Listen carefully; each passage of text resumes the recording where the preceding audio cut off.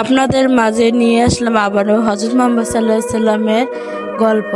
প্রিয় নবী শৈশবের প্রথম পর্ব ৫। প্রিয় নবী সাল্লাল্লাহু আলাইহি ওয়াসাল্লাম জন্মের পর মায়ের কোলে বেশি দিন থাকতে পারেননি। মাত্র ৬ বছর বয়সে হারিয়েছেন মা আমিনা রাদিয়াল্লাহু ইসলামকে। তবে তারও আগে জন্মের পর প্রথমে তাকে পান করানো হয়েছিল দুগ্ধমাতা সুয়াইবা রাদিয়াল্লাহু সাল্লামের দুধ। তিনি ছিলেন আবু লাহাবের দাসী।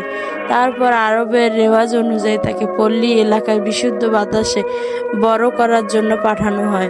সেখানে তার দায়িত্ব নেন হালিমা সাদিয়া রাদিয়াল্লাহু সাল্লাম, যার ঘরে নবীজি সাল্লাল্লাহু আলাইহি সাল্লামের আগমন আনে বরকত ও রিজিকের প্রবাহ।